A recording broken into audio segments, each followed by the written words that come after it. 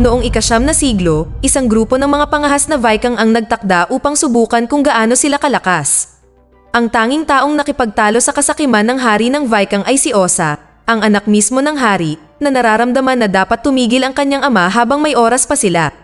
Isang lalaking tupa ang dinala at itinali sa malayo upang magsilbing pain, at habang naghihintay ang hukbo sa tabi ng lawa, may lumabas mula sa tubig na umatake sa kanila. Ang eksena ay lumipat sa kasalukuyan at ipinakilala tayo kay Sigurd, isang arkeologo na nag-aaral sa sinaunang mga Norse na kilala bilang mga Viking. Labis ang kanyang pagtatrabaho at iniiwasan na gumugol ng maraming oras sa kanyang dalawang anak na sina Ragnhild at Braga. Sa trabaho, mayroon siyang mahalagang pagpupulong tungkol sa pagpopondo ng kanyang proyekto na nakasentro sa mga aspeto ng barko ng Oseberg na itinatago sa museo ng Oslo. Nagsimula siya sa isang maikling pagpapakilala, at pagkatapos ay ipinaliwanag na ang mga Viking ay naglakbay ng higit pa kaysa sa sinasabi sa kasaysayan na hanggang ngayon ay pinaniniwalaan ng lahat, ngunit ang mga investor ay hindi masaya dahil sa kakulangan ng ebidensya upang patunayan ang kanyang teorya, kaya dinala niya sila upang ipakita ang mga artifact na natuklasan nila.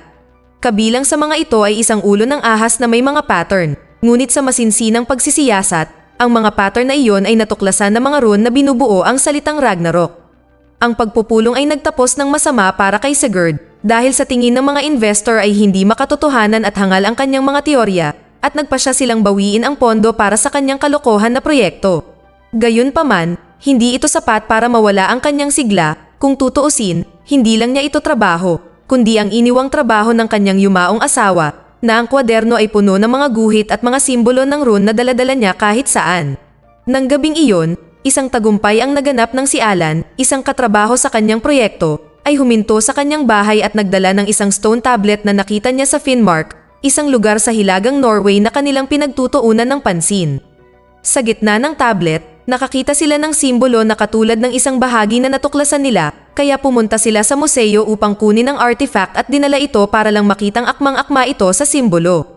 Pagkatapos ay na-decipher niya ang mga rune, na nagsasalaysay ng 3 araw na ekspedisyon ng barkong Oseberg sa malalim na lawa ng tubig na kilala bilang Eye of Odin at nagpapakita ng isang mapa na itinuturing nilang maaaring magdala sa kanila sa Viking treasure. Nagpasya si Sigurd na gawin ang kanyang makakaya sa kanyang treasure hunting at hinikayat ang kanyang mga anak na samahan siya sa Finnmark na magsisilbing bakasyon sa summer at maaari rin niyang ituloy ang kanyang trabaho. Sumang-ayon lang si Ragnhild kung mangangako siyang bibilhan siya ng bagong computer at nagkaroon ng magandang deal ang dalawa. Di nagtagal, lumipad sila sa Finnmark kung saan sila ay tinanggap ng research assistant ni Alan na si Elizabeth at isang mukhang kilabot na guide, si Leif. Sinimulan nila ang kanilang overland track sa mga coordinate ng misteryosong lawa. Habang naglalakbay sa kagubatan, napadpad sila sa isang bakod na dating border sa pagitan ng Norway at Soviet Union na may babala na nagbabawal sa pagpasok, ngunit hindi iyon sapat para pigilan sila syempre. Ito ang pinakahuling bakasyon para sa kanyang mga anak, kaya pinasok nila ito pagkatapos gumawa ng isang siwang sa bakod.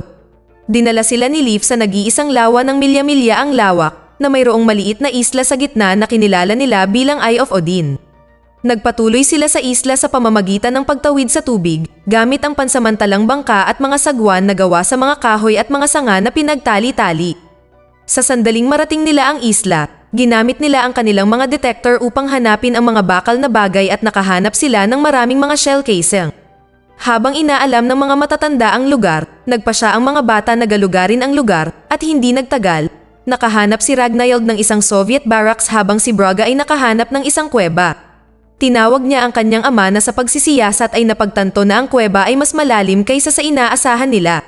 Bumaba ang team sa malalim na kuweba gamit ang mga lubid at natuklasan ang mga sikreto nito nang matagpuan ni Alan ang isang Viking helmet.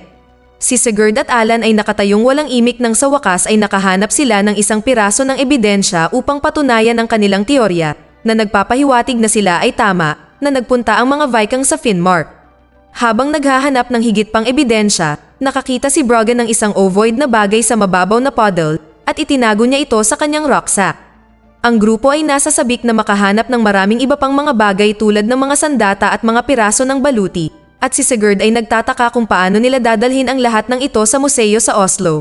Ngunit si Leif ay lumalabas na isang oportunista at kinuha ang mga bagay sa kanyang sariling mga kamay nang malaman niyang ang grupo ay nagnanais na ibigay ang mga artifact sa museo sa halip na ibenta ang mga ito para sa pera. Tinutukan niya ng baril ang grupo at kinuha ang lahat ng kanilang mga natuklasan at umalis, pagkatapos kalasin ang mga lubid na inabandona ang koponan sa kuweba. Tumakas si Leaf gamit ang ginawa nilang bangka, ngunit hindi nagtagal pagkatapos niyang magsimulang magsagwan, hinila siya sa tubig ng hindi kilalang nilalang. Samantala, sa kuweba, nakahanap ang koponan ng isang bungo, marahil ng isang Viking na ikinatakot ni Ragnhild, kaya agad siyang nakiusap sa kanyang ama na iuwi siya. Nagpa siya si Elizabeth na umakyat sa matarik na bahagi ng kuweba at muling inayos ang lubid para makaakyat ang iba. Naiwan na walang pagpipilian, dahil kinuha ni Leaf ang mga tent, nagpalipas sila ng gabi sa isla. Habang nagpapahinga sina Elizabeth, Ragnhild, at Braga sa loob ng bunker, bumalik sina Sigurd at Alan sa kuweba pagkatapos nilang matagpuan ang isang napakalaking pangil na nakalagay sa bungo na nakuha nila mula sa kuweba. Lalong naging kahindig-hindig ang mga bagay sa bunker nang lumabas ang ovoid sa rucksack ni Braga at nagsimulang map-isa habang natutulog ang tatlo. Nagising ang mga bata sa mga sumisit-sit na tunog at mga bagay na kamakalabog sa paligid, nang inalok ni Braga ang sanggol na ahas ng isang fries sa pag-aakalang ito ay nagugutom, ngunit nang ito ay sumigaw, ang mga bata ay nagsigawan at kinulong ito ni Elizabeth sa loob ng isang lalagyan na lata upang hindi ito makatakas. Sa kabilang banda, dumating sina Sigurd at Alan sa kuweba para lang matuklasan ang isang napakalaking libingan, at pagkatapos natukuyin ang mga tala, ibinahagi ni Sigurd kay Alan ang kanyang takot tungkol sa poste sa ulo ng barko ng Viking na isang representasyon ng isang tunay na nilalang na maaaring naninirahan doon, 1,000 taon na ang nakalipas. Sa sandaling iyon ay may isang kumikinang na bagay mula sa ilalim ng puddle ang nakakuha ng atensyon ni Alan at natagpuan nila ang isang naagnas na kalansay ng isang sundalo ng Soviet na nakasuot pa rin ng uniforme, na namatay sa parehong paraan tulad ng mga Viking. Natulala sila dahil mali ang kanilang pag-unawa sa pag-iral ng nilalang at malapit nang magkatotoo ang kanilang pinakamasamang kinatatakutan nang makita nila sa isang sulyap ang nakakakilabot na nilalang na ahas. Nagmamadali silang lumabas ng kuweba, nakaramdam ng panganib sa mga bata at kay Elizabeth. Balik tayo sa bunker. Ang sanggol na ahas ay kumikalampag at humihiyaw sa loob ng kahon na umuuga sa cable na dumadaloy pababa sa lawa at naalerto ang nakatatandang ahas na marahil ay kanyang ina. Hinila ng nilalang ang cable, nahila ang buong bunker patungo sa lawa kaya mabilis na tinulak ni Elizabeth ang mga bata palabas ng bunker ngunit bago pa man makalabas ang isa sa kanila ay biglang nagsara ang pinto at nakulong at na-stuck sila sa loob. Sila ay sumisigaw habang sila ay hinihila pa ngunit ang bunker ay na-stuck sa dalawang maliliit na puno na nagbigay kina Sigurd at Alan ng sapat na oras upang buksan ang pinto at iligtas sila sa tamang oras. Huling nasagip si Braga at sa proseso ng paghila sa kanya palabas ng bunker, inilabas din ni Sigurd ang bag na may kahon kung saan nasa loob ang baby serpent. Ang koponan ay tumakbo ng malalim sa kakahuyan bago huminto upang makahinga, lahat ay halatang nagulat sa nangyari. Nagpasya sila na kailangan nilang umalis at magsimulang mangolekta ng mga bagay upang bumuo ng isang bagay na makakatulong sa kanila na makatawid sa lawa. Habang nangongolekta ng mga bagay, nakita ni Alan ang bakal na kahon na may isang sanggol na ahas at nagpasya na itago ito para sa kanyang sarili upang dalhin ito ng buhay. Matapos makahanap ng matibay na kawit at baril, itinali nila ang lubid sa kawit at bumaril si Elizabeth ng zipline sa tubig patungo sa mainland. Nauna si Alan, sinundan ng mga bata, ngunit ng pagkakataon na ni Sigurd, ang kanyang lubid ay naipit sa kalagitnaan at kinailangan ni Elizabeth na magtungo sa kinaroroonan ni Sigurd upang tulungan siyang makaalis. Nagkaproblema si Sigurd nang kumalas ang kanyang kawit at nakasabit siya roon gamit lamang ang suporta ng isa pang kawit na kumawala rin, ngunit dumating si Elizabeth sa oras at nasecure ito sa tamang oras ilang segundo bago nahulog si Sigurd sa lawa. Ang kanilang mga paghihirap ay hindi pa tapos dahil ang ahas ay lumalangoy patungo sa kanila at sa unang pagkakataon, ganap na nahayag ang sarili ng ito ay lumabas sa tubig upang salakayin sila. Kinagat nito ang lubid kaya nahulog sina Elizabeth at Sigurd sa lawa. Muntik na silang hindi makaalis sa lawa, ngunit sa kabutihang palad ay binaril ni Alan ang nilalang sa mata na pinigilan ang pag-atake nito. Hindi sila bibitawan ng nilalang ng ganoon lang kadali at sinundan sila sa lupa. Ang grupo ay tumakbo sa loob ng isa pang underground na bunker at isinara ang pinto kasabay ng pag-atake ng ahas sa pinto na sinusubukang buksan ito. Naghiwa-hiwalay sila para maghanap ng daan palabas habang ang bunker ay binubuo ng isang malaking lugar, ngunit wala sa kanila ang nakahanap ng daan palabas. Walang magawa silang lahat na nakaupo sa loob at sinimulan ni Ragnhild na tingnan ang notebook ng kanyang ina. Hiniling niya kay Sigurd na isalin ang mga simbolo sa kwaderno. Sinabi sa kanya ni Sigurd na ang mga simbolo ay mga rune na nagsasalaysay ng isang kwento tungkol sa isang hari ng Viking na dinala ang kanyang hukbo upang hulihin ang isang nilalang, ngunit isang bahagi ng rune ang hindi niya matukoy. Ang anak ng hari na si Osa ay maaring ang tanging nakaligtas matapos ang kanyang ama at ang kanyang mga tauhan ay nilamon ng kanilang makasariling pagnanasa. Ngayon ay naintindihan na ni Sigurd na ang runestone ay isang babala mula kay Osa para sa mga henerasyon na iwanan ang nilalang na mag-isa. Isang ideya ang pumasok sa isip ni Sigurd nang mapansin niya ang mga vent pipe at nagmungkahi na sundan nila ang mga tubo na magpapakita sa kanila ng daan palabas at sa lalong madaling panahon, nakahanap sila ng daan palabas sa pintuan sa kisame. Ginamit nila ang mga aparador para gumawa ng hagdan at binuhat ni Sigurd si Alan sa kanyang balikat para maabot niya ang pinto, matagumpay niyang nabuksan ito at umakyat palabas. Di nagtagal ay narinig ng lahat ang kalabog mula sa bag ni Alan at binuksan ito ni Sigurd para lang mahanap ang baby death serpent. Hiningi ni Alan ang kanyang bag at naging defensive pa siya nang hindi sumunod si Sigurd dahil iniisip ni Sigurd na mali ito.